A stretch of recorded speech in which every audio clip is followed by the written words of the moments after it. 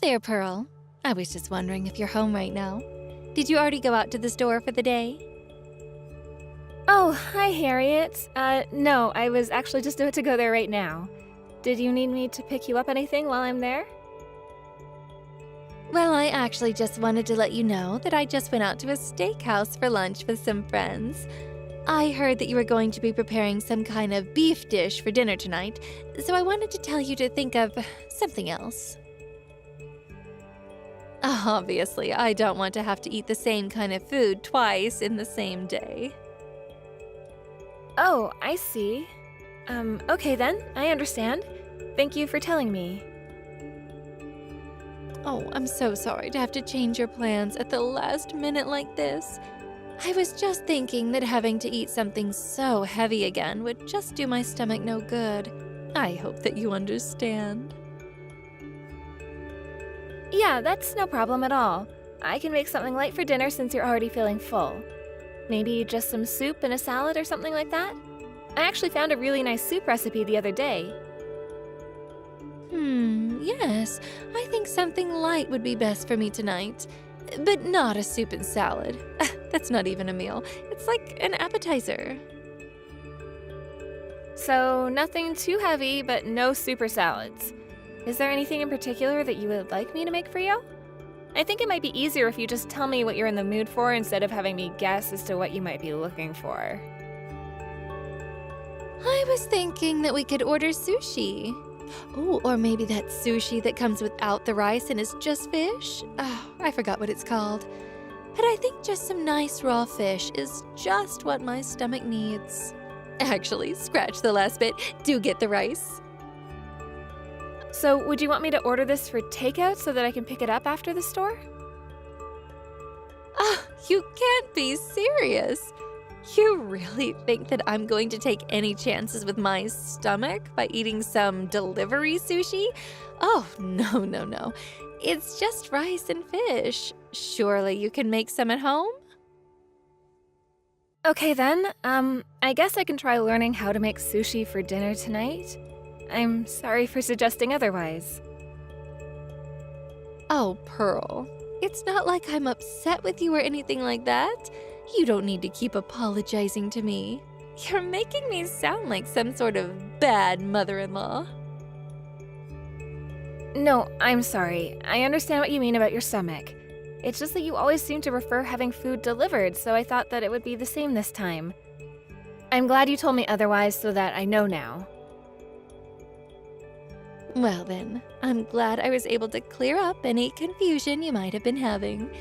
I know that sometimes I probably come off as demanding and needy, but I want you to know that I am really thankful for all the care that you show towards me. I mean, you and my son have barely even been married, and you agreed to come live with me. But the pleasure really is all ours. I just hope that we're not getting in your way since we moved in.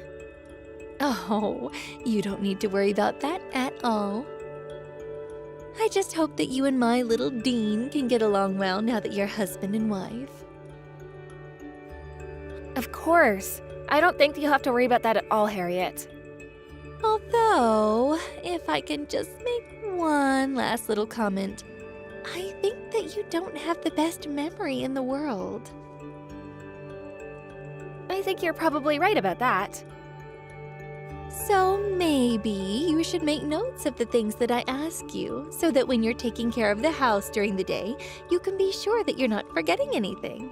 I know that is a lot of new information, but you would do the same thing when starting a new job, right? Just take notes about how things work and what order to do them in and things like that, right? Yes, I suppose that is something I would do if I were starting a new job somewhere. To be honest, since I saw that you hadn't been taking notes, I was worried that you might not be taking married life all that seriously. I was wondering if you hated me for telling you to do so many things and how to do them. I'm really sorry for any confusion, but that was never the case. You can trust me on that, Harriet. I'll buy a notepad at the store and be sure to use it from now on. please do that. And thank you so much for understanding where I'm coming from. In that case, I'll see you at dinner. I'm looking forward to your sushi. I'll see you then. Get home safe. 3 months later. Pearl, did you happen to leave the house without starting the laundry machine? I know that it's your birthday and you wanted to go out and spend the day with Dean, but that doesn't mean you can just ignore all your chores, you know? I'm not ignoring anything, Harriet. I did a load of laundry last night, actually. So you washed the laundry last night and then used the dryer to dry them? Yes, I moved the clothes from the washer to the dryer. Is there something wrong with that? I thought I told you I wanted you to air dry our clothes from now on. I know that, but that's why I didn't wash your clothes last night. I set them aside so that I could wash them and hang them up today when I get back home. Are you kidding me? So you purposefully didn't wash my clothes but washed everyone else's? I'm sorry, but I had plans for today that I wasn't about to put off. Dean and I are spending the night at a hotel out of town, but when I get back home tomorrow, I'll wash them right away. There really wasn't much of your clothes anyways, so I don't think that it'll take too long. So then I suppose you think it's okay for me to just be waiting that long before I have clean clothes again? Oh, honestly, do you ever think beyond the next 5 minutes after you act? I'm sorry, Harriet. I really didn't think it would be this big of a deal for you.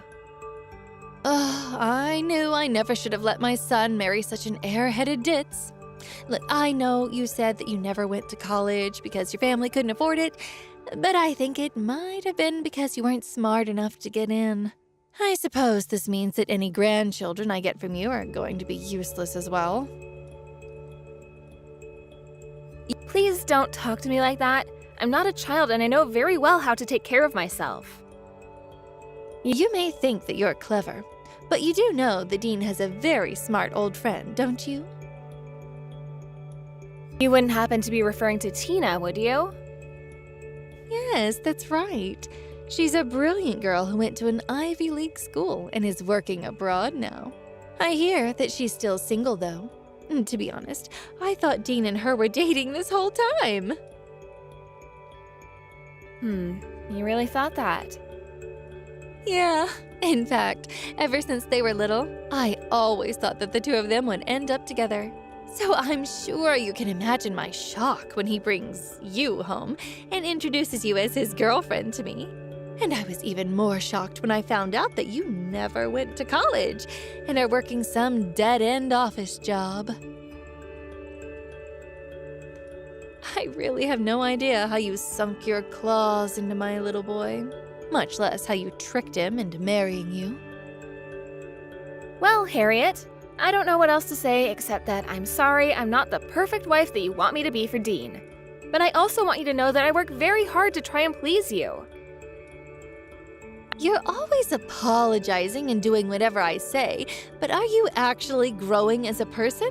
I mean, how can I trust what you say when you do something like separate my laundry and then don't even clean it? Clearly, you barely ever actually listen to what I'm trying to say to you to tell you what to do. Here I thought having you two live with me would make my life easier, but instead you're just giving me more things to stress about. I knew that you weren't the brightest girl, but I had no idea that you were going to be so useless. I'm really sorry if I've done anything to upset you, Harriet. Actually, I think that Dean wants to call you and have a chat. Dean wants to talk to me on the phone? Well, whatever about? Actually, he kind of saw some of these messages that we've been sending to each other. Wait a second. What? You've been showing my son our private conversations? Oh, you really are much worse than I thought you were. I didn't go out of my way to show him or anything, it's just that we're together and he was wondering who I was spending so much time texting. Well, I am very sorry for disturbing you on your birthday, but I just had to get that off my chest. I just felt that if I didn't warn you about how I felt, that you would never change. I understand, Harriet. Thank you for telling me about how you feel in regards to all of this. And you can tell Dean that I'm out running errands and don't have time to talk to him on the phone. Anyways, I hope you two have a good rest of your day. 1 week later. Pearl, I just wanted to let you know that I'll be home in an hour. Got it. Sounds good. Thank you for letting me know. But it really is just such a shame, don't you think? I'm sorry? What's a shame? I don't think I quite understand what you're talking about. Well, I'm talking about my son, of course. You do know that after the two of you got back from your birthday trip, that he was just furious with me, don't you? He was saying all kinds of things about how he thought I was bullying you. And he hasn't said a word to me since doing all of that. Oh, I see. Yes, I suppose that really is unfortunate. But this morning, I asked him if he was still upset with me, and he said it didn't matter anymore. So clearly, my son has just run out of any love he might have had for you. Do you really think that's why I gave you that answer? That's right. He's not on your side any longer. He must have finally realized how ridiculous it was to accuse me of bullying you. Obviously, he saw that all I was trying to do was teach you how to be a better wife. Surely a mother-in-law is allowed to do that. I suppose you can do whatever you feel like, really. And that means I want you to listen to every little thing that I have to tell you. Do you understand? And if you don't do everything that I say, then you can just move out of the house. You want me to move out of this house? Well, of course. I mean, why would we feel the need to keep such a useless woman around if she isn't going to do what we tell her to do? I see. And you really think that this is the best way to go about all of this? I don't think. I know. And don't go running to Dean about any of this. He doesn't want to hear any more complaints from you at all. Personally, I want nothing more than to kick you out right now. But you're lucky I'm so kind. You know, I was thinking of just walking away from all of this myself. You mean you aren't going to do as I say? Do you really want to get thrown out of here that badly? I really don't care what you do to me at all anymore. After all, I don't really see any reason why I should have to listen to you at this point. Oh, I see what's going on here. You're just changing your strategy. You think you can just play chicken with me since my son isn't on your side anymore. I'm afraid that simple plan won't work on me. I don't have the patience to play these games with you. I'm not playing any games at all, and if anyone is trying to force anyone to do anything, it's you. Do you really think this is any kind of way to be treating your mother-in-law, Pearl? As of tomorrow, I'm going to be doing the bare minimum of work around the house. And you can take care of cleaning your own room, doing your own laundry, and making your own food. Do you really expect me to do all of those things for myself? Oh, when you get back home, I'm going to give you such a stern talking to. Don't you realize that you don't have anyone on your side anymore? I'll teach you to talk that way to your elders. A few days later. Pearl, you tell me where you are right this instant. I actually don't really feel like doing that. You're the wife. You can't just leave the house and not tell anyone where you've gone. Oh, and to think that you're not back home in time to make me lunch. Back in my day, women never acted like this. Well, that sure explains a lot. And just what is with this attitude that you've started taking with me? You don't listen to what I tell you, and I feel like I'm being completely ignored. Is this some kind of strike or something? Do you think I'm going to give in before you do? It's nothing like that, and I really don't care at all what you do at this point. Well, if that's the case, then get back here and take care of the house already. Just how long are you going to act like a spoiled child not doing any chores? I asked you to hang up all my clothes again yesterday, and it still hasn't been done? Why aren't you obeying me? Oh no, what's gonna happen? Are you gonna throw me out? I have half a mind, too. I even understand that you and Dean haven't been talking to each other that much. It's clearly just a matter of time before the two of you break up. So just save us all the trouble and leave already. But I've already left. I packed my things and moved out. Wait, what? You've moved out already? What do you mean by that? I mean that I packed up my things and moved out. It's that simple. I have no idea what nonsense you're spouting. I mean that I did just as you said. I finished moving all of my things from the house this morning. I'd say it's been fun living with you, but it really hasn't. So you've really left the house and don't plan on coming back at all? That's right. Dean and I both moved out and we're going to live together away from you. Both you and my son have moved out of the house? That's what I just typed, yes.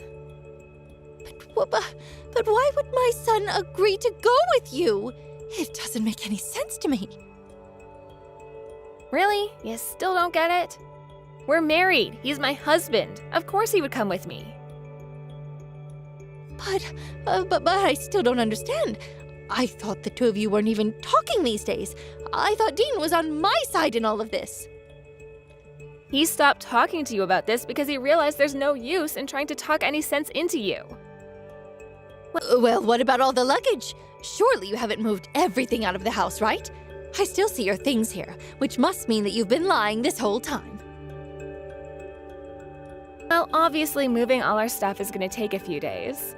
We moved all our stuff and have been taking it to our new place while you've been out of the house. This can't be happening. How can you two just move out of the house without even talking to me about it first? Maybe because you've said and done horrible things to me, all while justifying them as being for my own good? You never once stopped to think if what you were doing was right or fair or excessive.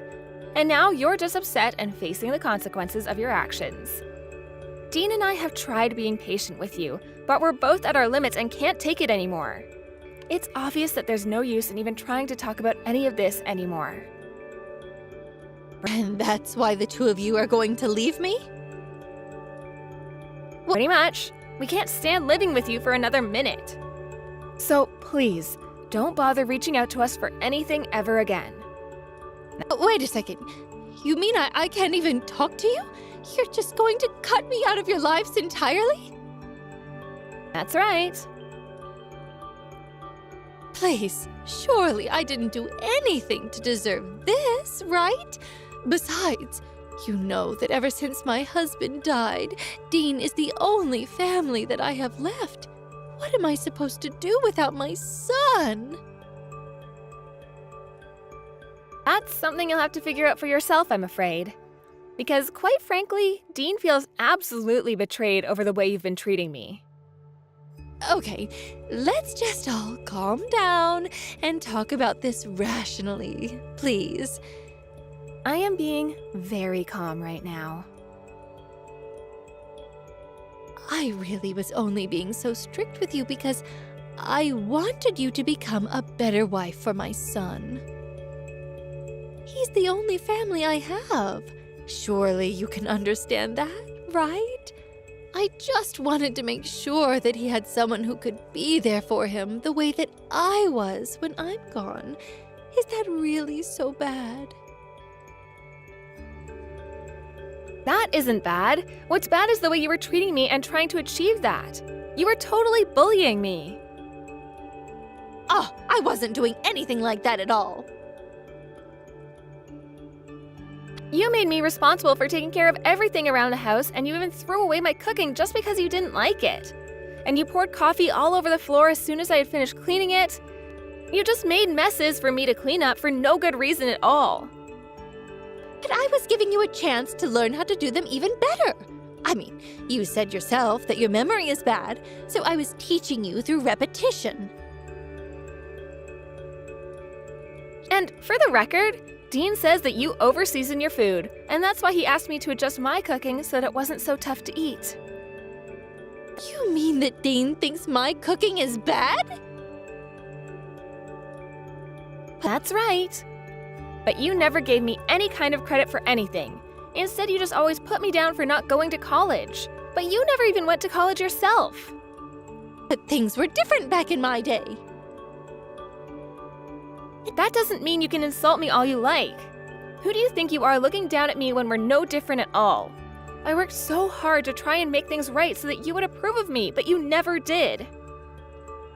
I was just helping to train you so that you would finally be good enough. I doubt that anything I did would have ever been enough for you. But now I realize that I don't need your approval to feel good about my marriage anymore. This is just about Dean and I, and you don't have a part in this any longer. I was just wasting my time trying to impress you. But you know that I wasn't really ever trying to be mean to you, right? Are you still harping on that point? Is that all you have to say for yourself? But it's true. I was just trying to give you chances to prove yourself to me. You threatened to kick me out of my house and told me that my husband had turned against me. Oh, that was just a test. But I really didn't think that you'd react to it all like this. Well, then it appears that you've just made mistake after mistake. But that isn't my problem. Well, then I'm sorry. Please, just tell me where you're going to live and I'll go apologize right now. I don't want your apology and I'm not telling you where I live. I'll do all the housework. I'll do my fair share. Just please, don't do this. No, this is what you wanted and I'm giving it to you. It's too late to back out now. After that, Harriet continued to blow up my phone, trying to beg for my forgiveness, but Dean and I just ignored her. Apparently, Harriet got so upset that she reached out to that old friend of Dean's and tried to get her involved in a plot to steal Dan away from me. But when she reached out to Dean's old friend, she found out that she was already dating someone in the country she was living in. After that all fell apart, she went back to blowing up my phone, begging for forgiveness. After being informed about what she was up to by Dean's old friend, we realized that Harriet was too far gone to be helped. We agreed that she was never going to be offering a real apology and would only continue to interfere in our lives. Finally, we decided to block her on all platforms and thankfully haven't heard from her since. Dean and I are very happy in our new home away from Harriet and have been enjoying all the peace and quiet that we've had since moving out. Hey, Roy, is it really true that you moved back in with Grandma? It is, but wow, I guess word must travel really fast for you to have already heard about that, huh? I'm just wondering why you never talked to me about this before. You know that you're kind of putting Grandma in a tough spot, don't you? I mean, it's not just you moving in, you also brought your wife Harriet too, right? I did, but I don't really see what the big deal is. I mean, we're all family, Grandma really shouldn't have a problem accommodating the two of us.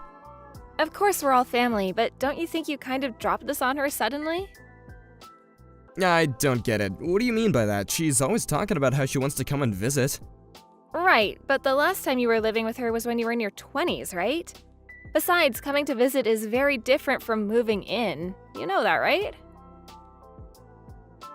Are you talking about how I had to leave because it was becoming too much for Grandma to deal with? That was when I was younger. That was then and this is now, okay? But you really did do a lot to hurt Grandma, and I don't think you've ever taken accountability for that. Except that I literally just did. I get that what I did when I was younger wasn't right of me to do.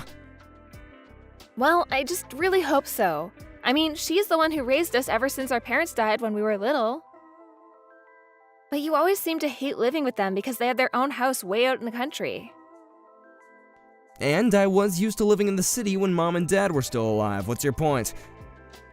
Was I supposed to be a happy-go-lucky teenager after our folks died and we had to move out to the middle of nowhere? We had to leave our friends and then go out there where there's all kinds of bugs and animals, and it was a lot for me. I know. I was there too, remember? I know it was tough, but I'm just saying that you took out your frustrations with the situation on Grandma.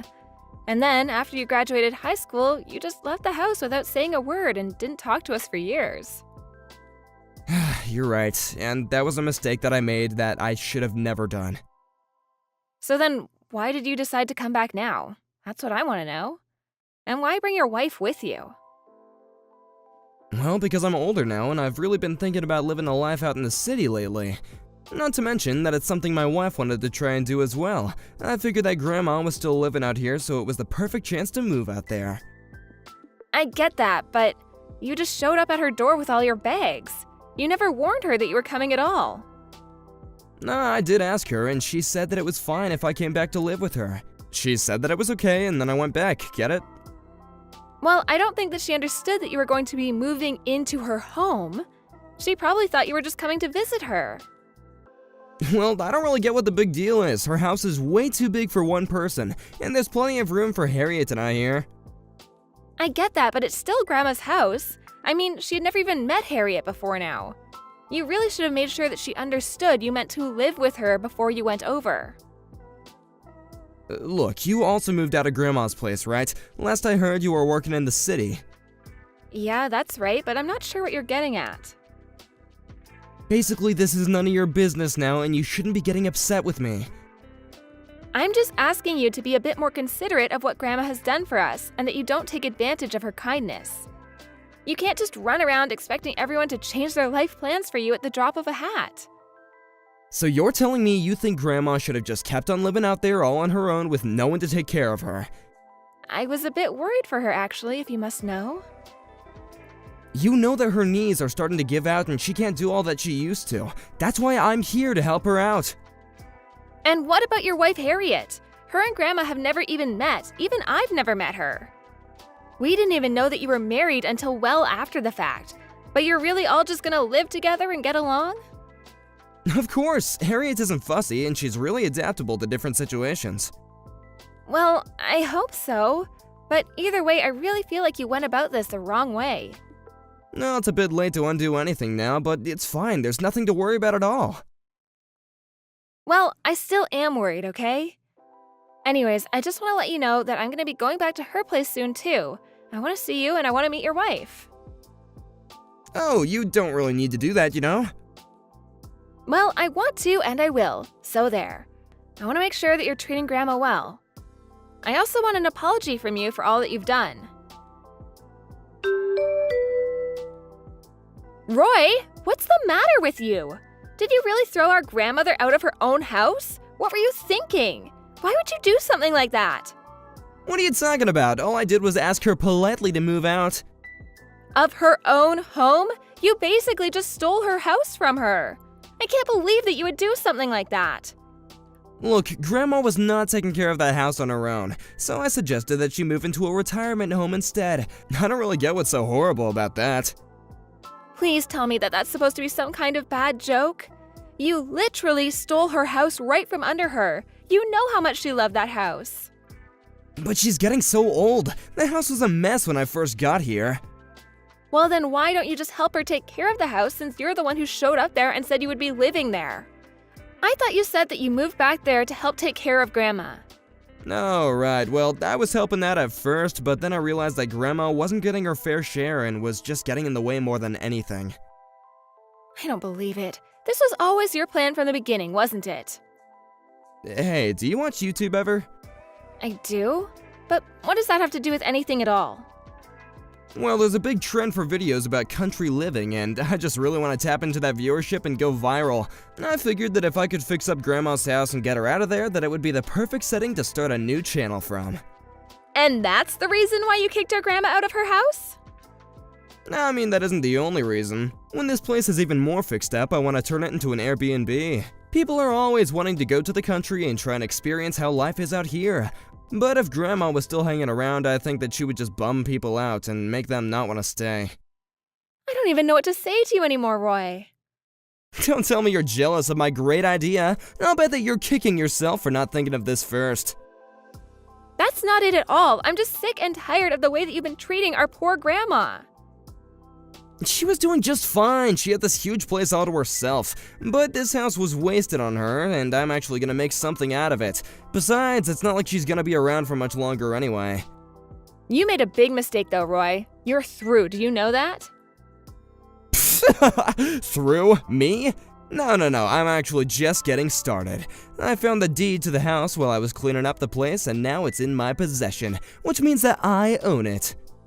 I still can't believe that you would do this. She took us in after our parents died and gave us a place to sleep and 3 meals a day. How could you turn around and treat her like this? I won't let you get away with this, you know. And just what are you or Grandma gonna do about it, huh? I'll bet that you're just upset because you know that when our parents died, they hardly had anything left to give us. And now you're just mad because I realized that that meant our only real inheritance was what our grandma owned, and now I have it. Do you really think that's what I'm upset about? You're just pretending to be upset over Grandma so you can build your claim to the house. But it's already mine, and you can't have it. And Grandma can't do anything about it either. Well, I'm not going to let Grandma live the rest of her life in some retirement home. I'll take her in and take care of her. You do that. It'll save me the trouble of having to find something for her. But I hope you realize that you're still not getting a single cent out of this house. I wasn't thinking about that at all, actually. I've taken all of Grandma's stuff, it's all mine. But good luck taking care of her. I doubt you'll be able to make much off of her pension checks. Anyway, I don't have anything more to say to you. But just know that I never want to see you around here ever again.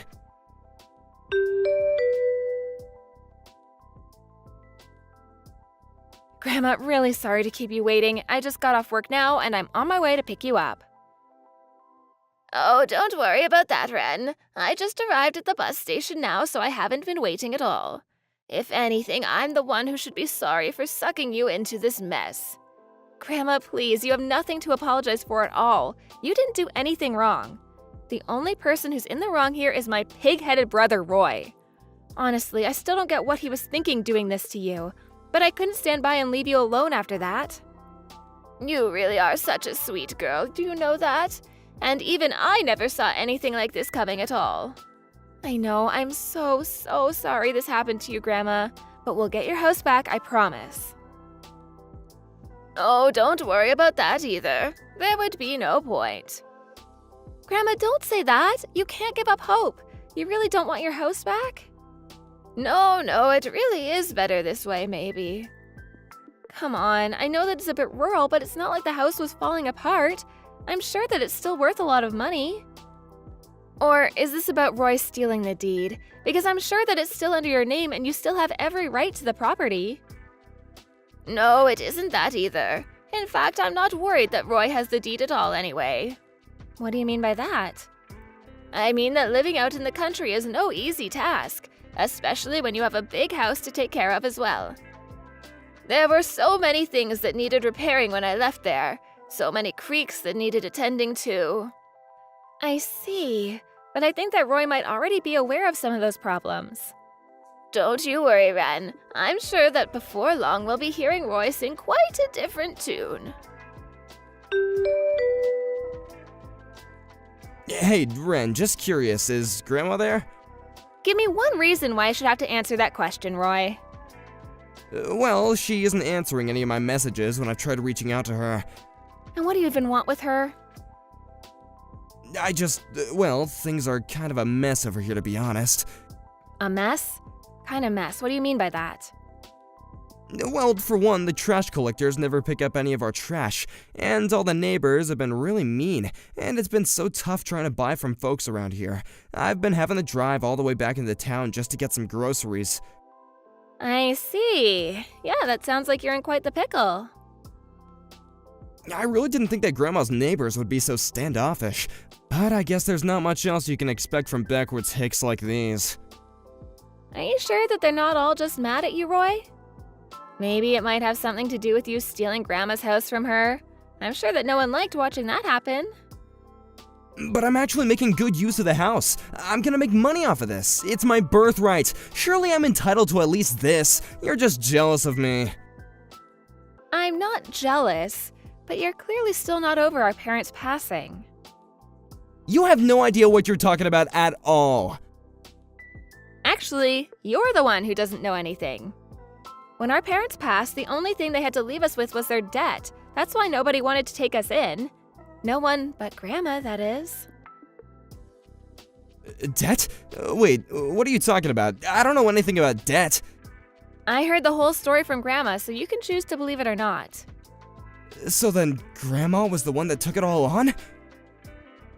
That's right. You were always so upset for never being left anything by our parents, but it was actually Grandma who saved us from being saddled with that debt, and who raised us as her own after our parents passed.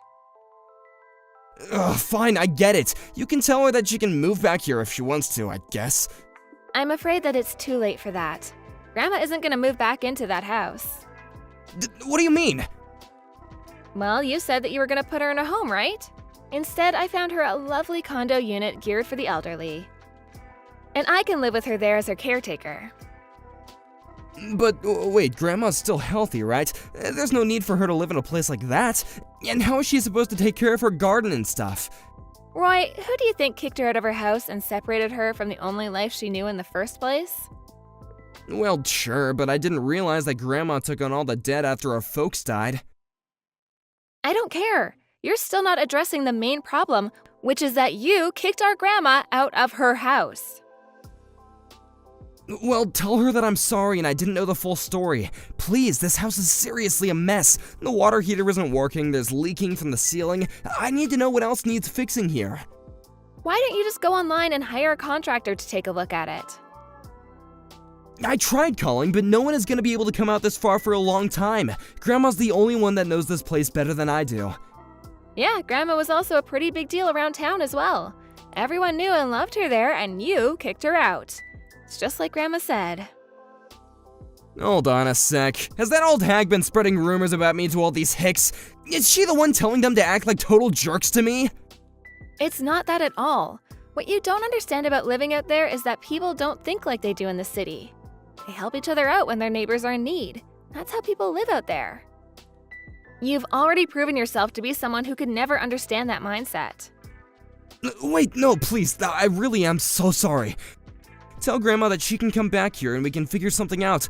I haven't gotten any real work down here. Everyone is mean, and even Harriet is saying that she wants to move away. Well then, why don't you just move away? Because I've already sunk all my money into this damn house! We moved here because I was positive that this would be a sure thing, but nothing has gone how I thought it would. Well, then it sounds to me like the only person you can blame this mess on is yourself. If you really think life out in the country is so hard, you shouldn't have moved out there in the first place. You're right, I messed up. I should never have kicked Grandma out, so please, you have to help me. I promise I'll never do anything like this ever again. I already told you that it's too late. Grandma isn't going to be moving back there. Especially not to go and help you, the way that you had betrayed her. But I don't have any more. Tell her that she can move in and pay me rent and that'll fix everything. I really don't think that Grandma would ever want to live in the same space as you ever again. You had your chance to make things work with her when you showed up to live there, but you even screwed that up. But then, could you at least tell her to send me a little money every month to help with expenses? Even just some money to move out would be great. Stealing her house wasn't enough. Now you want her to pay you? You must seriously be crazy. Please, Ren, I'm begging you here. We're siblings, we help each other, right? This whole mess could cost me my marriage. What will I have after that? I already told you, you had your chance to play the family card before you kicked Grandma out, and I hope your wife does leave you. That's what you get for what you did to the woman who took you in and raised you. I'm sorry, okay? I'm so sorry. Please, you have to forgive me. It's too late. We never want to hear from you ever again. So just leave us alone and deal with this mess and your own life on your own.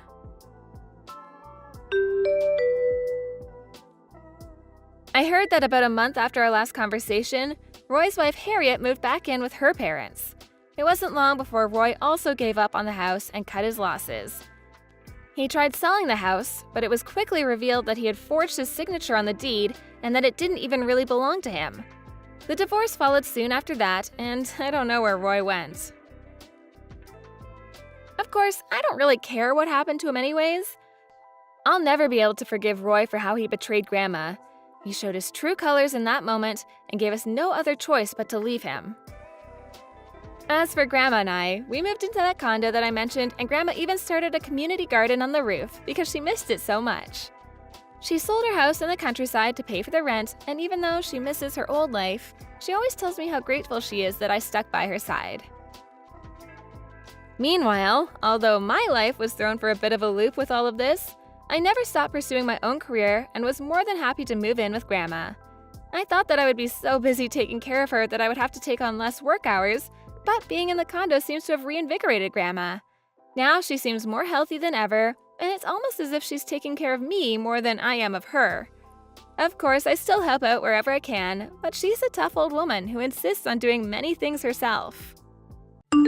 Hey, Paula, I was just curious, where are you right now? I'm in my bedroom, thank you very much. Why do you ask? Is there something you need from me? Well, I just wanted to let you know that I had finished making lunch. I tried calling upstairs towards your room, but there wasn't any answer, so I'm texting instead. Oh, I'm sorry about that. You really should try speaking up a bit more next time, dear. But thank you for the message. I'll head down to eat the food. So why don't you go run along now? Sorry, run along where? I haven't eaten yet either. Well, that's what I mean. Why don't you take your lunch and go eat it in your room? And don't even think about coming out until you've heard me go back upstairs. I don't even want to have to think about seeing your face while I'm eating. Do you understand me? Paula, how long are we going to do this for? Just how long are you going to ask me to go eat in a separate room from you? How long? Well, forever, of course. What kind of silly question is that? You know that seeing your face just instantly kills my appetite. I'll never be able to eat in the same room as you. Do I really have such a strong effect on you? Maybe if I had a better, cuter daughter-in-law to enjoy these meals with, then things would be different. But if I have to sit at the table with someone as ugly as you... Well, I'm very, very sorry that I was the woman that your son ended up marrying. Well, at least you apologize for it. It really is a shame, though. Not only are you already ugly to start with, but you also have those horrible burns on your face, too. Ugh. You really are just painful to look at through and through. I see, and that's how you really feel about me? But I suppose if you didn't have that horrible scarring, then my son probably would never have married you in the first place. Oh, he really is such a kind and caring boy. You really ought to consider yourself lucky, you know? I'm sorry, but what is that supposed to mean? I mean just what I said, Tabitha. I mean, you got those scars in a car accident while my son was driving, remember? You do remember how you got all those horrible scars on your face, don't you? It wasn't Logan's fault, though. There was so much snow that day that we could both barely see the road ahead of us. I never once blamed Logan for what happened to me. It was just an unfortunate event, nothing else. An unfortunate event, huh? Well, Logan only married you because he felt guilt about what happened. You do realize that, don't you? I also don't think that's what's going on either. We were already engaged to be married. That just proves his feelings for me didn't change after the accident. But you do know that he feels guilt about what happened, don't you? You know what a responsible boy he is. How could he not feel guilt about what happened? Do you really think that he still would have married you if you didn't end up as hurt as you did after the accident? I think I trust my husband and he trusts me, and we both know that we love each other. So please don't talk as if there's anything else besides that as to what kept us together. I just can't help but feel bad for my little boy is all. If he had left you, he might have found an even better girl to marry by now. But now he has no choice but to keep the pain inside and pretend like he's happy with the way things are. But I know that it must really hurt him deep down to have to stare at your horrific visage every day. Look, I'm gonna leave your lunch on the dining room table and then I'm gonna go out shopping. I hope you enjoy the meal and the space. Yes. Thank you for doing as I say. At least you know well enough to do that. Although, if I were you, I would put a mask on before you leave the house. What would the neighbors think if they knew we had a monster like you living with us?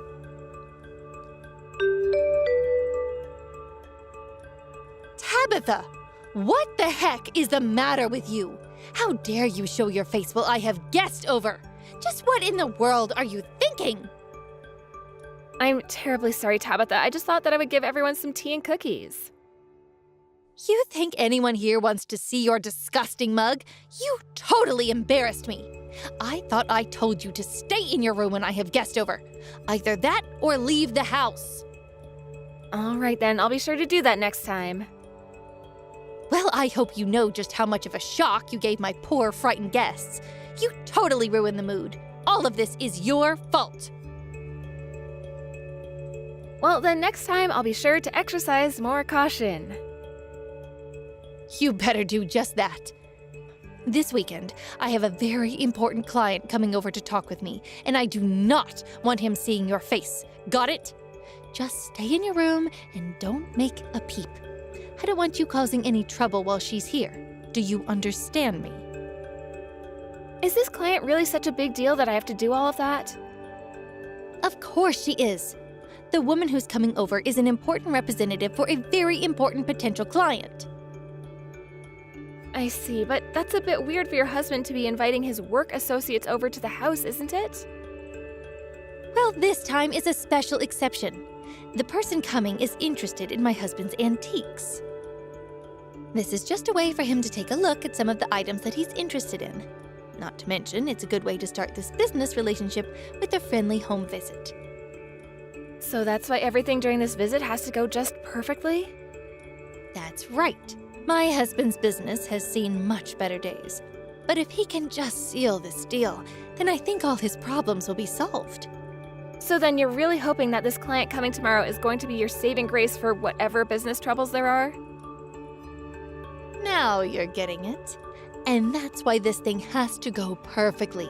If we don't make this work, then it could be the end of my husband's business.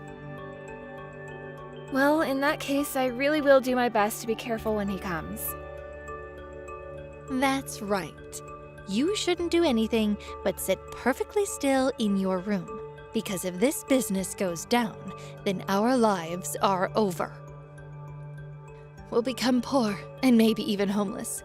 And I'd lose all the status of being married to a CEO that I gained when I got married. You know, Logan told me that you were really, really beautiful when you were younger.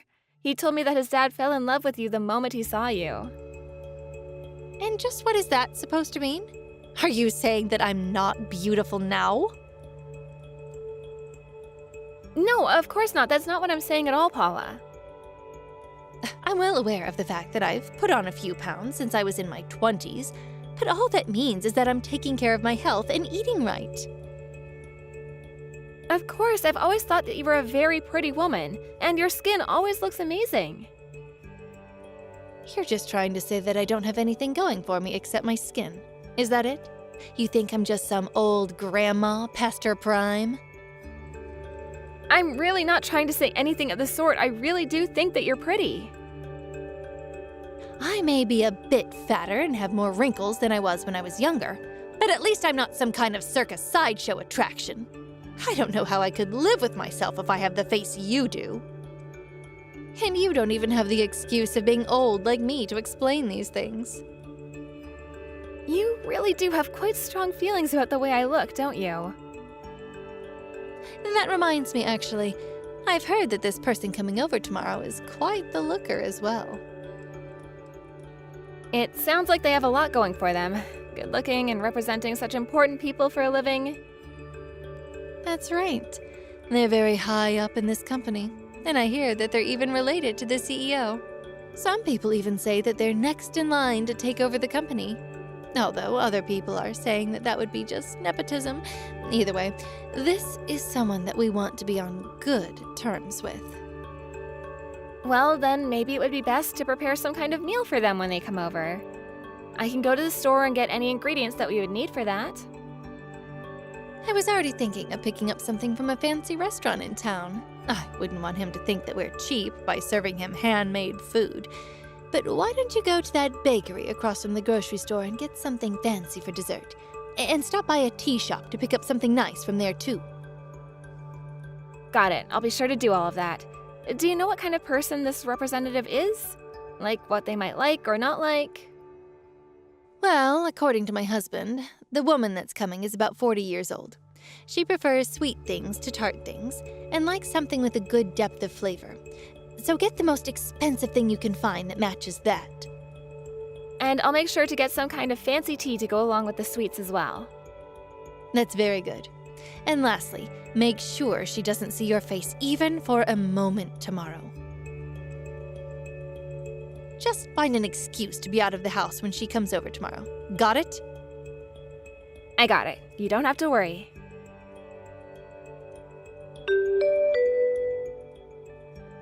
You have got some serious nerve, do you know that? Just why aren't you home right now?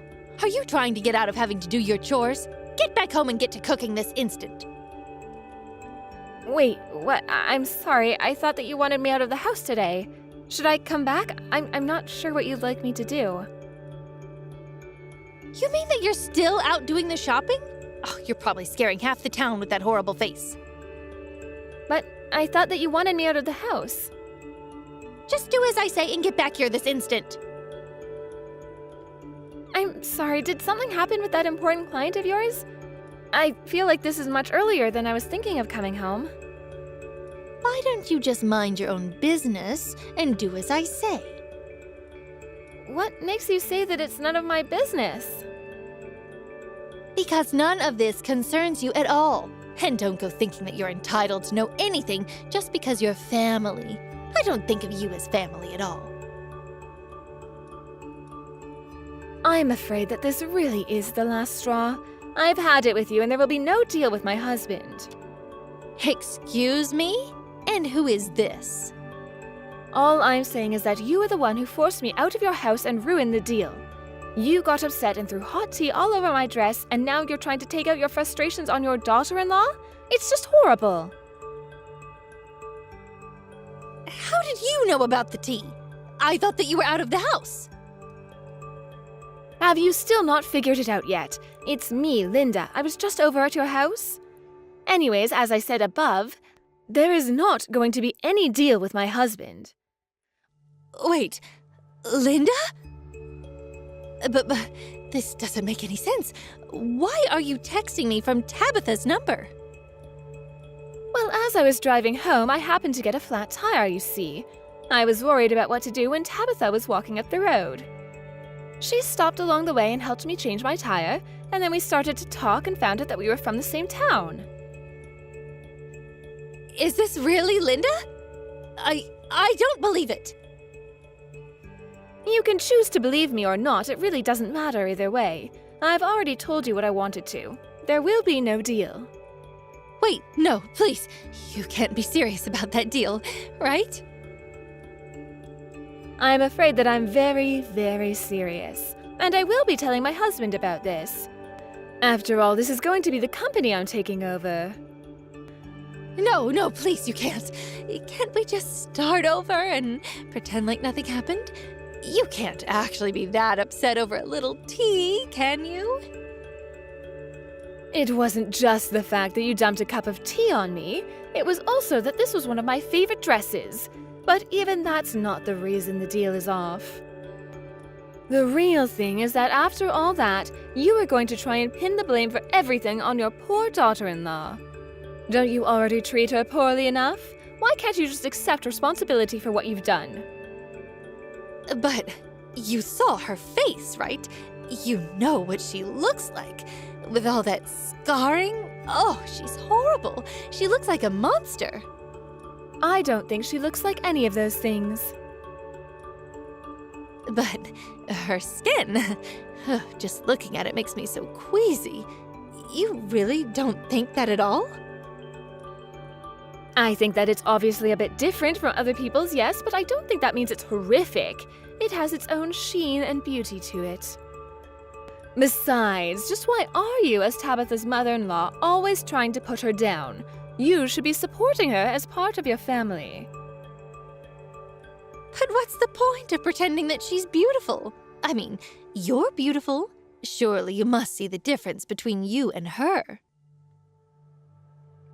I think that Tabitha's scars do make her beautiful and mark her as a survivor of someone no one would ever want to put themselves through. Where you see ugliness, I see strength. Not just physically, but mentally as well. You're really trying to find ways to defend how horrible she looks? Paula, do you mind if I ask just how old you are? I'm 59 years old. Why do you ask? I see. Well, did you know that I'm 56 years old? Wait, you are?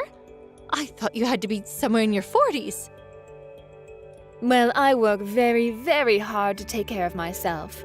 I heard that you used to be beautiful once too. Tabitha told me all about how much value you put into your looks and how stunning you used to make yourself. I remember that when I walked down the streets, I would turn so many heads. Everyone wanted a date with me. But I suppose no one has been turning their head to look at you lately, yes? After all, you're much more to look at since you put on so much weight. To be honest, you look like a snowman come to life. But even then, I don't think that's what makes you ugly. You really think that's how I look? It isn't my fault. These things just happen when you get older. I can't help it. Oh, really? Because we're only 3 years apart, but you aren't really going to pretend that we look the same, are you? I keep my figure by always tracking what I eat and exercising regularly. Even Tabitha tells me she applies all kinds of creams and ointments to treat her skin. So just what kind of effort are you putting in to take care of your body, huh? And just what gives you the right to call your daughter-in-law ugly? Now, I know I've put on some weight since I was younger, but you can't honestly be saying that I'm uglier than Tabitha, right? I do think that you're ugly. I think that who you are on the inside shows through on the outside, and I think that you're just a very ugly person. Anyways, I may rethink my position on our business deal if you rethink how you treat people.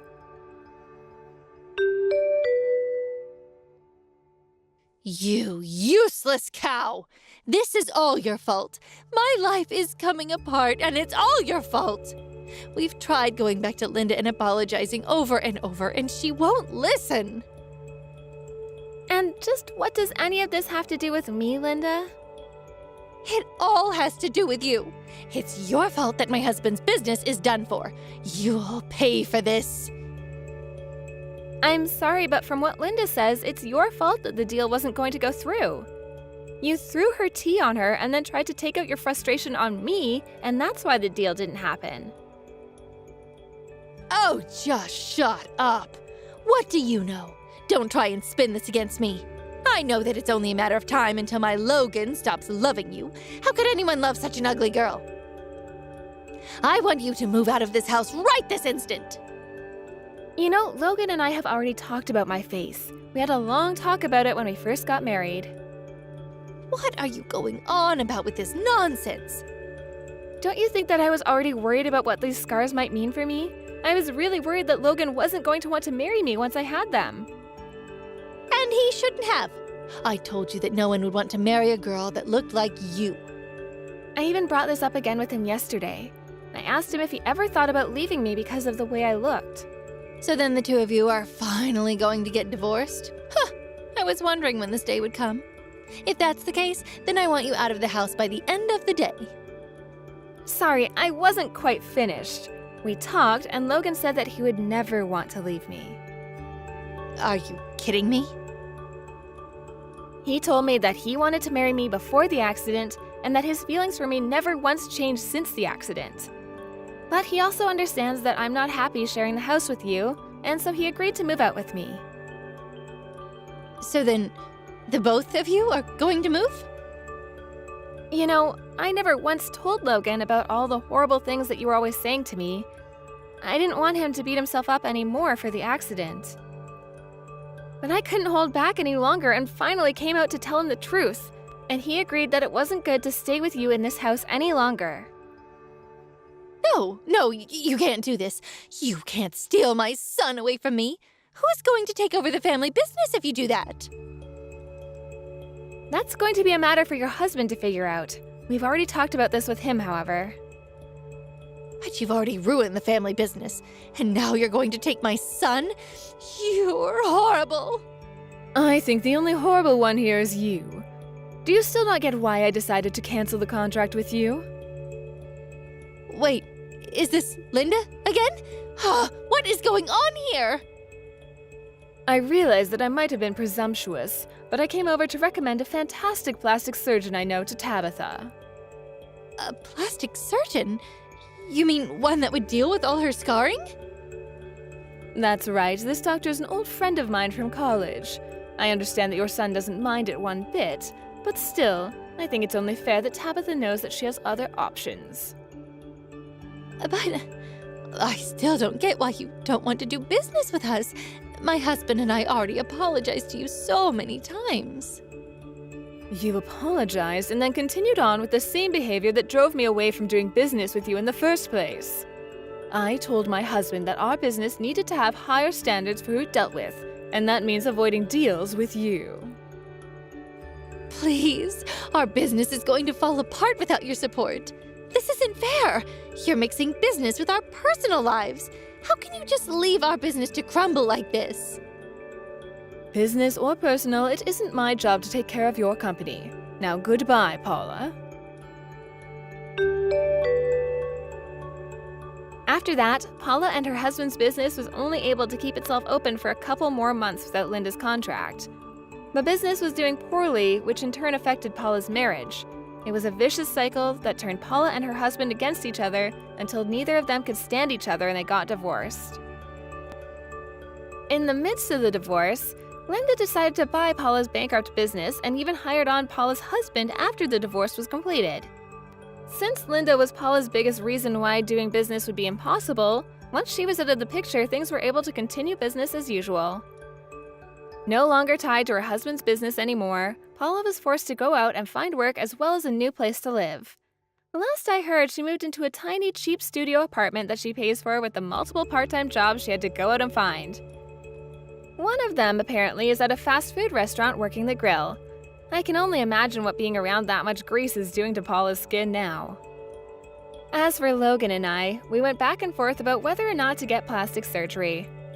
Part of me really had come to think of my scars as proof that I survived something traumatic, and Logan reassured me that he still found me as beautiful as the day we met. One of the largest factors holding us back from making the decision was the cost of it all. I mentioned this to Linda in passing, as we'd started to spend more time together since I helped her change her tire on that fateful day. It actually turned out that we had some friends in common, and she became someone I could go to when I wanted to get something off my chest. Anyways, I mentioned about how one of the reasons it was so hard to make a decision about the surgery was because of the price. That was when Linda offered to help us finance the surgery. While I still haven't made up my mind, I can't help but feel so lucky that I have so many people in my life willing to support me, whatever choice I make. And I know that no matter what I do end up choosing to do, I already know that it'll be beautiful either way. Laurel, are you there? You still haven't sent me any photos of little Betty. I want to see my granddaughter, so hurry up and send me some.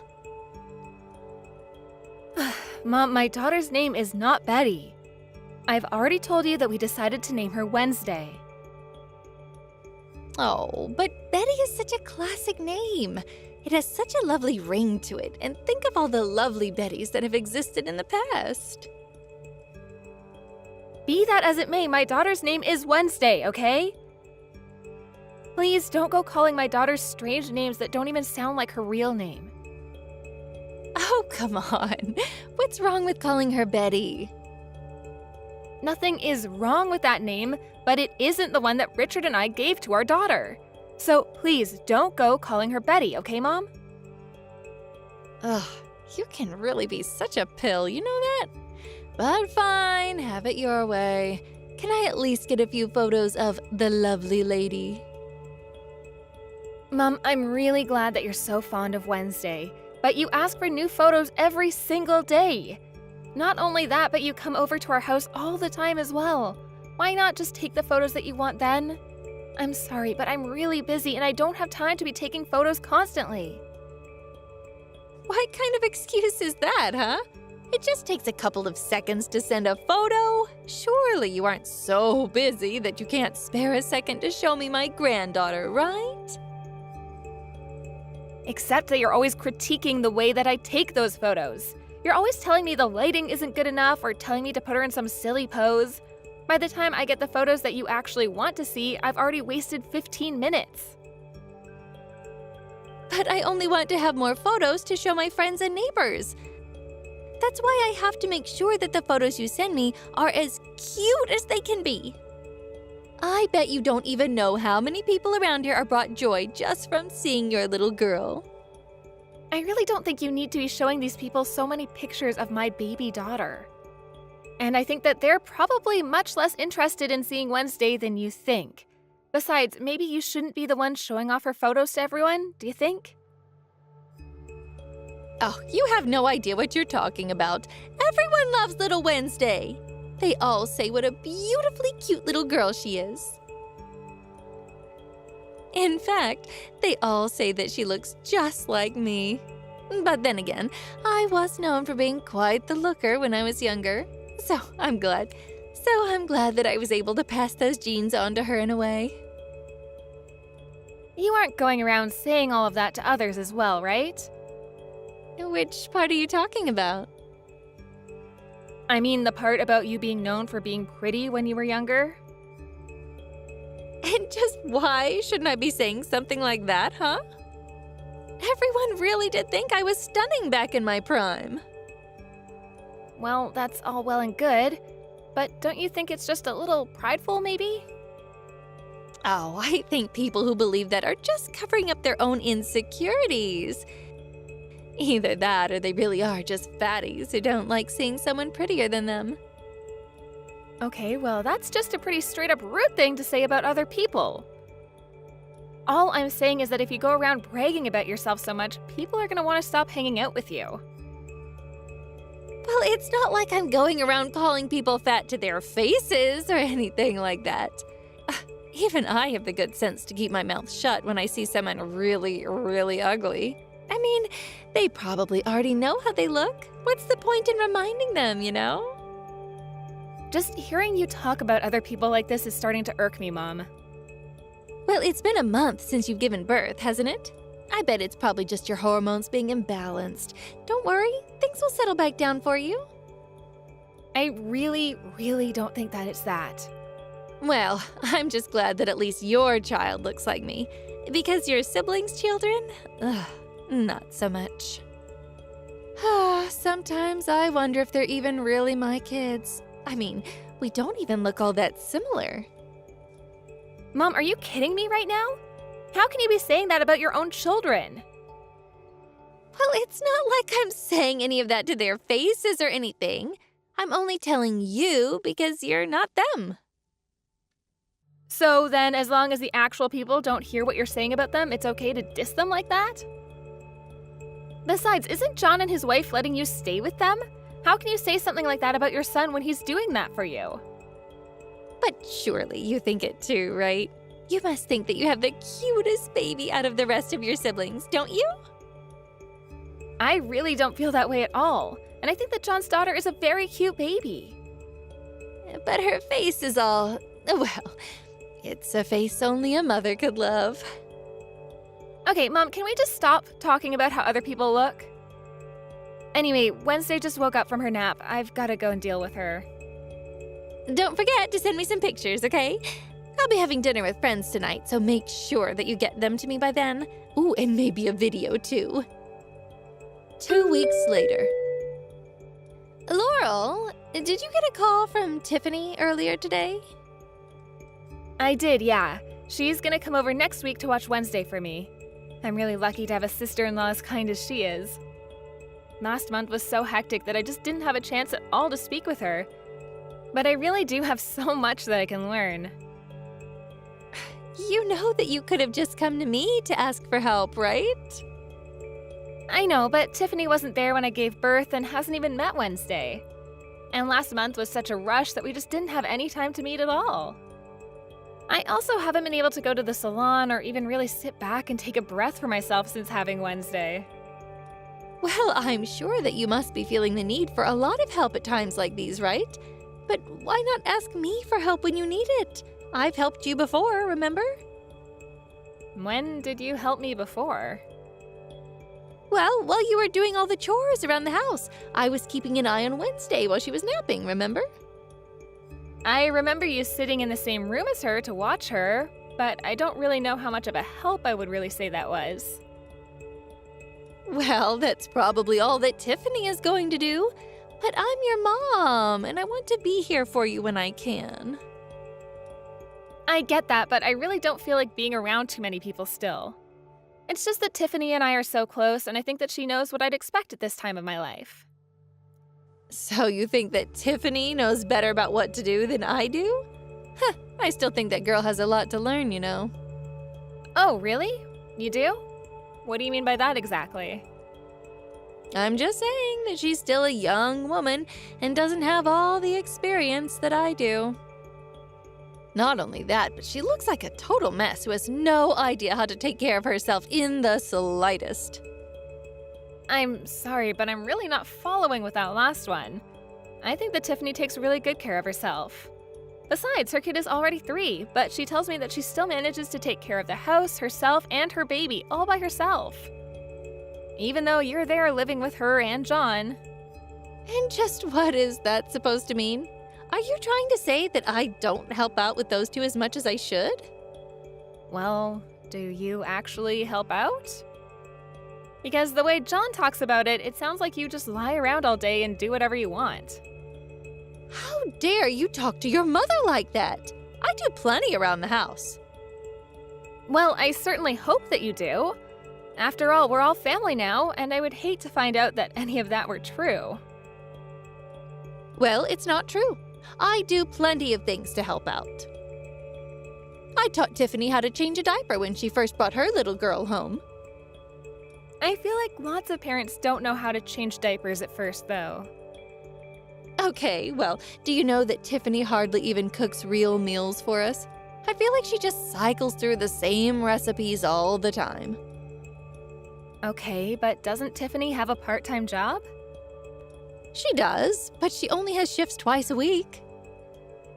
So then she's taking care of the baby, doing all the cooking and cleaning, and working a job? I don't really see anything bad about repeating recipes if they're healthy and if her little girl likes them. But it's so boring. You can tell that she has no idea what she's doing in the kitchen. Mom, don't you think you might be acting a little harshly towards Tiffany? I mean, maybe just ease up on her a little and let her live her own life? If you're really so upset about her cooking, why don't you offer to cook for everyone then? I do cook now and then, thank you very much. And just why do you always take Tiffany's side over mine, huh? You have no idea how hard it is for me living with those two. How can you just throw your own mother under the bus like this, huh? I'm not trying to take sides or throw anyone under the bus, Mom. I'm just saying that maybe you're being a bit subjective with all this and most of it is probably actually fine. Why do you always have to turn things into a competition between you and someone else? You really are a useless daughter, you know that? I really thought you would be more understanding of what I'm going through. I don't get it, Mom. If living there is really so difficult for you, then why don't you just move out? After all, you're always complaining about living with them to me. Why don't you quit whining and do something about it? I am not whining, thank you very much. Besides, you know how lonely I've been ever since your father passed away. And besides, John was the one who agreed to let me live with him. Also, I figured that it would be cheaper than having to go find a place to pay rent. Not to mention the fact that I really like John's place. Well, if you're getting all that out of living there, then maybe you could be a bit more grateful to them for letting you stay. And if things are really as bad as you say living there, then maybe it's time that you moved out. Well, it's not like I hate living with John and Tiffany. I just thought you should know about how much patience I have living here, and I'm going through things too. Well, yes, when you share a house with other people, it can be difficult at times. Families fight all the time when they're sharing a space like that, but it's about being able to work through those tough times. But I'm telling you that I really do have it really hard. I'm very sure that you feel that way. Anyways, I have to get Wednesday ready for a doctor's appointment, so I have to go right now. But I'm not done saying all I want to say to you yet. Well, I'm sorry, but I have an appointment and I can't be late. I'll text you later when I have more time. 1 week later. Hey, Tiffany, I was just wondering if you had a quick moment to chat. Also, I'm really sorry if I'm bugging you at work right now. I don't want to get you into trouble. Oh, Laurel, how's it going? I actually don't have any work today, so I can chat. What's up? Ah, good. I was worried I would be holding you up or something. I just wanted to say I'm really happy you could make it over yesterday to meet Wednesday for the first time. Aw, thank you. I'm so sorry that it took me this long to finally be able to do so. Oh, you really don't have to worry about that at all. I've also been so busy ever since I had her. I'm just happy that our schedules happened to line up and that we could make it work out. Yes, it was so nice getting to see you yesterday. But I just wanted to ask you a little question. What was up with that gift that you brought over? Oh no, was it not enough? I was really worried about it. No, it's nothing like that. I was wondering if there wasn't some kind of mistake or something. What do you mean by that? Well, you gave me some raffle tickets inside of the card that you brought over today. Raffle tickets? Yeah, I just never heard of anyone getting a gift like that after having a kid. Is it supposed to be like a good luck charm kind of thing? I just had never heard of it before and wanted to ask you about it. But I didn't put raffle tickets in there. I went to the bank and took out $500 that I put in there. Wait, you were gonna give me a check? I'm sorry, I'm really confused right now. No, I was meant to give you the cash and that's it. I was going to give you money to help you buy all that baby stuff. Well, you know that shopping area around where you guys live, right? I got 5 raffle tickets from around there instead, so I guess I was just a little confused. Oh no. Well, I don't know what happened, but I'll come over with the check right away. Hold on, don't go and do that. If you already took out the money to give me, then you shouldn't have to take out another $500. I couldn't make you do that. Well, I really appreciate the thought, but more than anything, I just want to know what happened. It's strange, but I'm not upset about it. Who knows, I might win something big with one of those tickets. You never know. I'm more worried about what would have happened between you taking the money out and giving me the card. I know that I went to the bank, then I stopped by the store to get the card and sign it. After that, I put the money in the card and left it on the kitchen table so I wouldn't forget it when I went to your house yesterday. But I never even bought raffle tickets, so I am just stumped. You left the card and the money on the kitchen table? Tell me, did my mom happen to be home at the time? She was, actually. Or at least I'm pretty sure that she was. Although I think that she left the house before I did to go run some errands or something like that. Do you think it's possible that my mom might have something to do with this? You really don't think that your own mom would have done something like that, do you? Do you really think that she wouldn't? I'm sorry, I realize that I'm putting you in an awkward spot right now, but lately I've just gotten the sense that my mom has been really harsh on you. I guess I'm just kind of nervous about how things are going with you all living with each other. I mean, do you think my mom is annoying? I'm sure she's always saying mean things to you, right? Well, I think that she just wants to encourage me to do better than I already am. So she is always saying things to you then. Ugh, Tiffany, I'm so sorry that you have to deal with that. There's really no need to apologize at all. No, I mean it. John and I should have noticed this from our mom sooner. Well, it's not all her. I really could be doing better around the house. I just really want your mom to like me. Tiffany, you really are a sweet woman, and you're already doing more than anyone should for their mother-in-law. But I don't think that you have to be so modest. You have a right to be comfortable in your own house too, you know? I'll talk to my mom about this and try to set her straight. I'm really sorry you even have to do that, Laurel. You don't have anything to be sorry for. It's my mom who should be apologizing. Anyways, I just hope that you can hold on a little longer. I'll talk with John about this too. Maybe you two can come over to my house sometime soon and we can all talk about this in person. A few days later. Mom, I think that we need to have a little talk. Oh, well, what would you like to talk about, Laurel? It's about Tiffany, actually. You were right. She really just has no sense about her. You mean that you finally get it? I told you, didn't I? I told you that girl has no idea what she's doing in life at all. She's a total ditz. But why this sudden change? Oh, did she do something to make you finally realize I've been right this whole time? Well, she came over to give me a gift after having given birth, only there wasn't any money inside the card she gave me. Oh, you're kidding me! What kind of person gives a gift at a time like that isn't even money?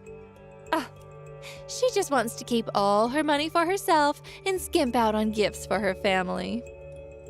It really is a shame. Don't tell me that this means she's been doing this to other people as well. I am telling you, that girl just has no sense about her at all. That's why I'll never truly accept her as my daughter-in-law. She just refuses to change the things that I tell her. She's just not good enough for my son. Do you think maybe the two of them should get a divorce or something like that? You know, I was actually having the exact same thought earlier this week. I mean, what kind of person gives raffle tickets as a gift after having a child? That girl needs to learn a thing or two about the real world, or else no one is ever going to want anything to do with her. I think she just did that to you because she's just jealous that your baby is cuter than hers.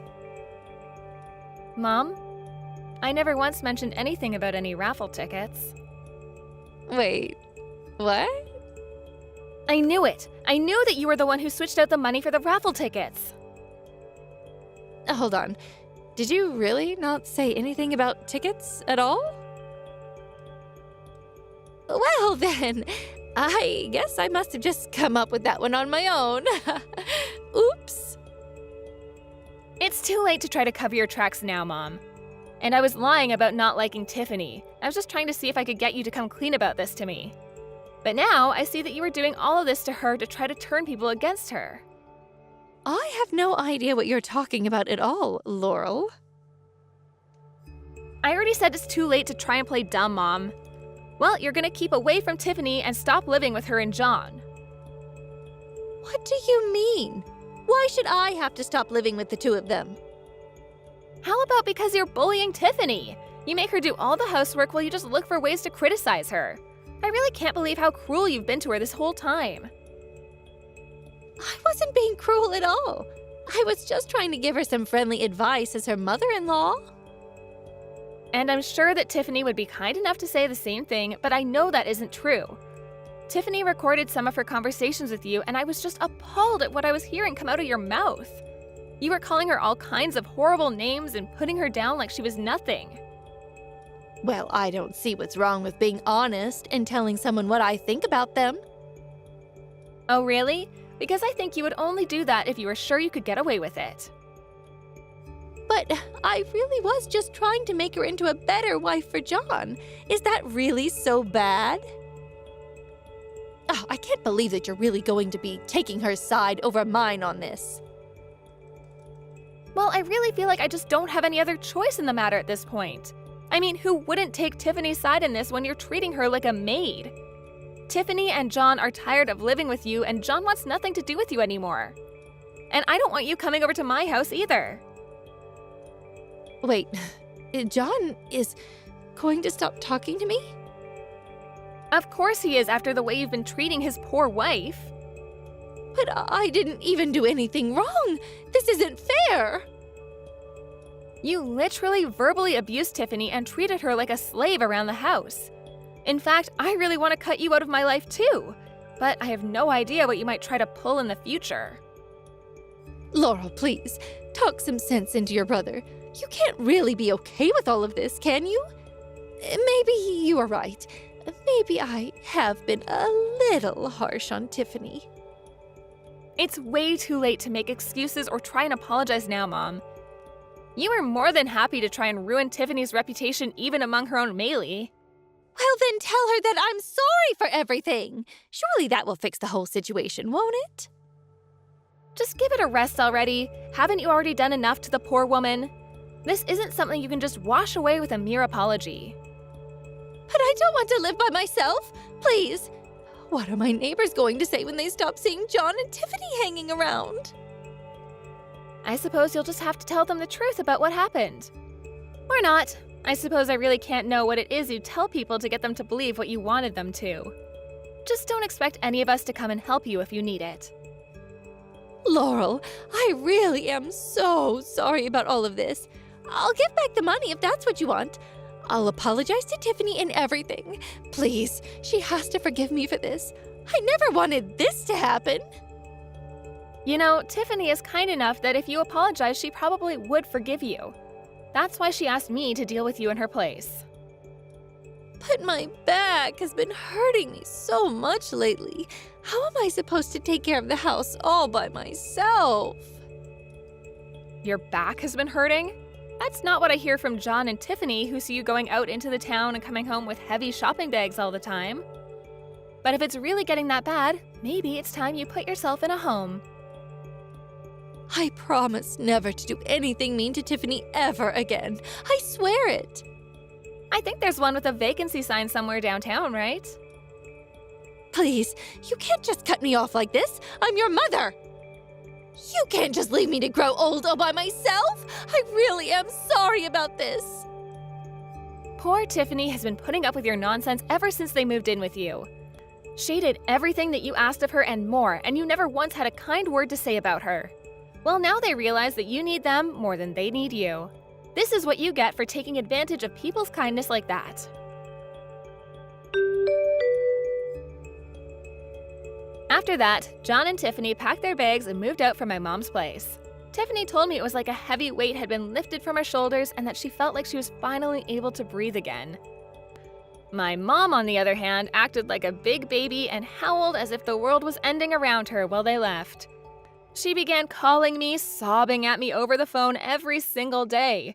It started taking up so much of my time that I finally told my mom that I would be blocking her number if she didn't limit her calls to real emergencies. The calls became much less frequent after that. I heard through the grapevine that after John and Tiffany moved out, that Mom had become a bit of a recluse and has even stopped going out on her famous shopping sprees. Although I imagine that her neighbors must be grateful that she stopped wandering around the streets looking for anyone who she can brag about her grandchild, and herself, too. Hey Mark, where the heck are you right now? Hello, Derek. I'm just taking my lunch break outside the office right now, actually. Oh, well, good for you. But you do know that there is still plenty of work that needs to be done, don't you? But the new hire is taking break as if there isn't a care in the world. Good for you! I'm really sorry. Is there a problem with me doing this? Yeah, it's not just you, it's the whole dang world. Nobody has any common sense these days. Oh, by the way, that reminds me, you're married, right? Well, I have a fiancé who I'm marrying soon, but I'm not quite married yet. Why do you ask? I bet she's a real looker too, isn't she? You must have such a happy little family. But just how do you expect to be able to take care of them when there's still so much work to do? I suppose the only answer I can give you is that I'll work even harder than I am now, huh? There we go, that's the spirit, now you're getting it. So anyways, you're gonna be working overtime tonight. Wait, what? Well, you just said that you wanted to work even harder than you are now, so I'm just giving you what you asked for. Yeah, I understand that, but I'm already working on a project right now, so I really don't think I need more work on top of that. You just said that you were gonna work even harder than you are right now, didn't you? Well, if that's the case, then you need to take on a second project and work. I guess I see the point that you're making. But the only thing is that I was given this assignment by the head of our department, so I think he would really prefer if I focus on this for the time being. Oh, really? You got your work straight from the boss? Well, don't worry, I'll go to him and tell him that you're done with whatever it was he assigned you. Just send me the files and I'll present them to him and you can get started on your next assignment. Derek, please wait a minute. I really do have my hands full with what I'm working on right now, and I don't think it's in any shape to be turned in as of now. So you're just gonna go against the direct order from your superior? I guess I'll have to make sure everyone knows about this in time for your next performance review. And when that happens, well, I just can't imagine you having a very long future here with us. No, it isn't anything like that. I'm not trying to disobey you or anything. It's just that this project isn't really ready to be handed in, so I can't give it to you right now. Besides, I thought that we already talked about this earlier, right? I asked you to please not give me any overtime if possible. I promise that as soon as I'm finished with what I'm doing, though, I can assist you with whatever it is that you need. Oh, please, don't be such a baby. Everyone has to work a little overtime now and then. Just shut up and do as I say, got it? I have a date. I'm not gonna be late because of you. You wouldn't happen to be going out with that girl you ran into while going into that store you're always talking about, right? That's right. I guess news really does travel fast around here. Don't tell me that you're jealous or anything. Sorry, Derek, but aren't you married? Do you think your wife will be mad about you doing this? It's not really a date, jeez, we're just grabbing some food is all. Why don't you mind your own business and never mention my wife again, huh? Honestly, who do you think you're talking to your superior like this? Well, the only thing is that I heard the place where she worked is kind of expensive. What's expensive? What are you talking about? I just mean that I haven't really heard good things about the store's reputation. Yeah, at least from other colleagues I've heard mention it. So, because you don't like a shop, all the employees there must be bad, is what you're saying? You don't even know this girl. She is really nice, and I won't sit here and watch you slander her. I know that she probably is nice while she's at work, but do you think it's possible that she's just doing that because it's her job? Don't go mixing up this girl with all the other hussies that work at that place. She moved here from the country and isn't tainted like the other women here. I'm just teaching her a few things about life in the big city is all. I see. Well, I know we keep on calling it a shop, but just to be clear, we are talking about a bar, aren't we?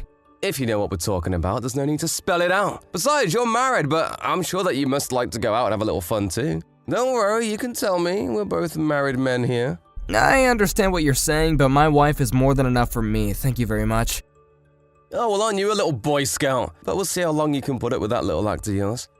Maybe I should invite this girl over to the office one day and tell her to show you a good time. That might finally get the stick out of your butt.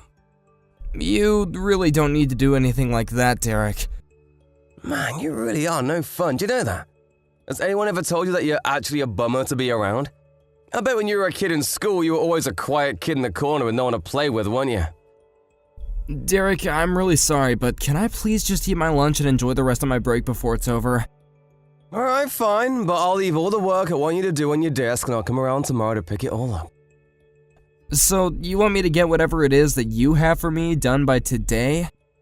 Well, duh! I need all this work ready to be sent out by tomorrow, so just get it done. I'm sure a nerd like you will have no problem in doing it. But I already told you that I have other work I need to do. Listen, Mark.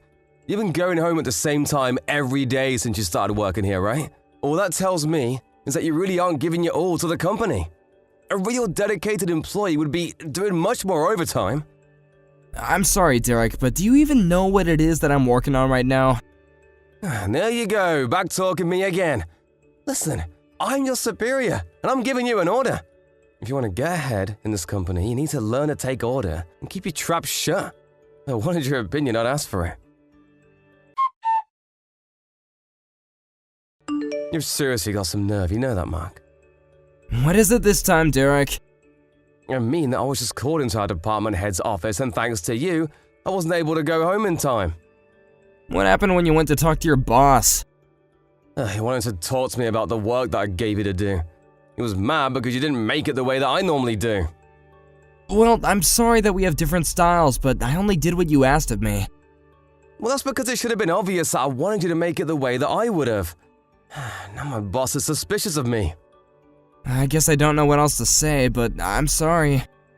Which reminds me, I see that you're scheduled to take tomorrow off, is that right? That's right, I put in the time off request a while ago, too. And just what is so important that you have to miss work, huh? Well, my wife and I were going to go to the courthouse to have our civil service performed and become legally married. And that's the big reason you can't come in tomorrow. Are you kidding me? I already cleared it with your boss, and he said it was fine if I did. You do know that unlike you, I actually care about this job and work hard at it, right? But you just think you can take time off for whatever you want, no matter how small, huh? Cancel your time off and come into work tomorrow, got it? But I've already made sure to complete everything that I would have had to get done tomorrow today. Besides, I've already had this time off cleared with the department head. Don't you remember telling me that you wanted to work even harder for the company? Of course I remember saying that, and I meant it. Well then stop talking the talk and start walking the walk. You already screwed up big time with the work that I gave you before. I bet your wife isn't even all that great. She's probably ugly, huh? Why'd you send me a picture of her? Surely you must have a bunch on your phone, unless she's so ugly that you haven't even got one. Derek, I am not going to send you a picture of my wife. Furthermore, I don't care what you have to say about me, but please do not bring my wife into this. There you go, thinking that you can talk to me like that. You're my underling, and that basically means your wife is too. So I can talk about your wife in whatever way I please. And just what is she gonna do about it anyways? It's not like she's gonna be mad at me for things I say to you. I didn't ever say that she would be upset with you. I just don't understand why you feel the need to talk so rudely about people's spouses. Well, you're at least gonna invite me to the wedding, right? I really want to see the kind of woman you're making such a big fuss over. Well, we were only inviting family to the wedding, so... You mean you're not gonna invite me? I'm your boss. I'll prepare a speech for you and everything. And there'll be a chance for everyone to learn a little bit more about the work that you do. Derek, I'm getting a call from a client. I'm gonna go now. You little baby. I know that you're just trying to run away right now. It isn't that at all, I promise you that. And just who is this client that wants to talk to you, huh? It's the V Corporation. Feel free to look into the file we have on them if you want. You think I have time to do something stupid like that? Whatever, just know that after you come back from your one-day honeymoon, I'm gonna make sure that you know the real meaning of work. Derek, would you mind telling me where you are right now? I'm in the office cafeteria, what do you want? Well, I noticed that my lunchbox was missing from the fridge. I asked around the office and people say they saw you carrying it with you, so I just wanted to ask if you took my lunch. Your lunchbox wouldn't happen to be red and black with a handle on top, would it? So you do have my lunchbox. I was afraid of this. Can you please return it to me? Huh? Did your wife pack your lunch or something? Is that why you want it back? Well, yes actually, but also it's my lunch. Well, I'm afraid that you're too late. I've already eaten it all. So you really just took someone else's lunch out of the fridge and ate it knowing that it wasn't yours? Is that what you're saying? No, I'm just kidding. I didn't actually eat the food. I threw it all in the trash instead. It looks so nasty that you should be thanking me for saving you from it. I guess the married life must be going really well, huh? You didn't even eat the food? You just threw away someone else's lunch? I already told you that you ought to be grateful to me for what I did. Eating a lunch like that might have landed you in the hospital. You really need to tell your wife to take a cooking class or two. Derek, do you even realize what you've done? You're through now. What are you talking about, huh? How am I though? Because I make fun of your wife now and then? It's not my fault if you and your wife are equally useless at your jobs. All I'm saying is that your wife needs to learn how to cook. I would just like to know how any of that is your business. I never had any problem with any of my lunches before. So what about any of this is your problem? Here you go again, trying to start fighting with me. Is this really how you think you can get ahead in this company? Derek, I'm gonna be honest with you. I really don't like you, and I really don't think that I can cover for you anymore. You cover for me? Is that supposed to be some kind of joke? I don't care whose lunch it is. You can't just take it out of the fridge and throw it away. You need to take responsibility for your actions, which have been way out of line with how any rational person would act. How dare you tell me what I should be doing with my life? Would you mind coming to the meeting room on the second floor once you've finished with whoever's lunch you're eating, Derek? Why should I do that? I don't remember having any meetings scheduled. You're right, this is an emergency meeting, so please go to the room as soon as you finish your lunch. We need to have a little talk about how you've been treating the staff here at the office. Mark, I really would like to take this chance to express how very sorry I am for all that I've said and done. Wow, this is quite a strange message to be getting from you. Well, it's just, I had no idea that you were the grandson of the CEO of our company. But that means that you're also next in line to take over the company. I also hear that you were working for V Corp before you came here. That's right, I've worked at a lot of places to gain as much experience as I could. And is it really true that your wife is the daughter of the current CEO over there? Because I had no idea about that either. So again, I really am so sorry for all that I said to you. I'm curious though, is the only reason you're apologizing to me because you found out who my grandfather is? Well, I'm just trying to take accountability for my actions like you told me to. Oh really, because just a few hours ago it seems like you had no intention of giving me any sort of apology. Yes, of course, but I've just been thinking a lot since our time in the meeting room. And I realize how much hurt I've caused, and I just want to say that it won't happen again. So please, can you find it in your heart to not fire me? You remember what else we talked about in the meeting room, right? Like about how you chased off several promising employees with your behavior? 8 people in the last 3 years have all quit because of you. This is really unheard of. But surely I'm not the only reason why they wanted to quit working here, right? When we gave them a survey before they left, they all blamed the abusive management. They had nothing else bad to say about working here except for you constantly trying to slow off your own work onto them and hurling abuse. They all finally got fed up with your attitude and walked away. Even I've gone through something similar now. But I already said that I'm really sorry. I don't remember ever asking you for an apology, Derek. I only asked you to acknowledge the damage that you caused to these people's careers. They were all brilliant employees with impeccable resumes, who realized that working here wasn't worth having to deal with you. Which means that you've single-handedly caused a great deal of trouble for this company. Why would you think that it's okay to treat employees that way? They all seemed like they knew what they were doing more than I did. And so that's why you tried to chase them off? You really are pathetic. Please, I'm sorry. I don't know what else I can say, but I'm so sorry. It isn't all of your subordinates who talk poorly about you, though. A lot of the new hires said that they were grateful to have you shown them the ropes, and even some of your own supervisors have given you high marks. See? I knew that wasn't all bad. I really am a good worker. But the fact is that you still drove away promising talent, and you need to face punishment for that. Lucky for you, however, the business doesn't take firing people too lightly. If you can promise to stop harassing other employees and do your own work, then you might not be fired. You mean it? You mean that I still have my job? But you should know that I also have my wife here, and she says that I shouldn't let you off the hook so easily.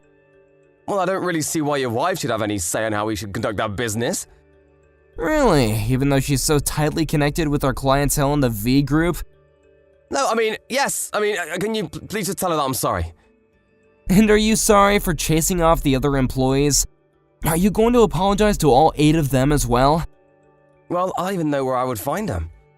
But you need to clear your name, don't you? At the very least, you need to apologize to my wife. Well then, I do sincerely apologize to her. Just please don't fire me. I promise to give my all to the company from now on. And I'll never say another mean word to anyone as long as I'm here. I see. Unfortunately for you, I'm afraid that the decision is out of my hand already. And your apology won't affect the company's decision to fire you. Wait, what do you mean by that? I mean that by insulting my wife, you've upset the CEO of one of our most important business partners. You might not know this, but the CEO of V is a very strict man who loves his daughter very much. But I said I was sorry. This isn't fair. Please, you have to say something to help me, Mark. I promise to never do anything like that ever again. In that case, I hope that you hold on that attitude at your next job, because management here has decided that you're too big of a liability. Not to mention that you have insulted my wife. Have a nice life, Derek. A few weeks after that, the paperwork was processed and Derek was officially let go of our company. And since the process was done according to the books, he had no room for resource. Afterwards, I was tasked with tracking down and reaching out to the staff that Derek had chased off.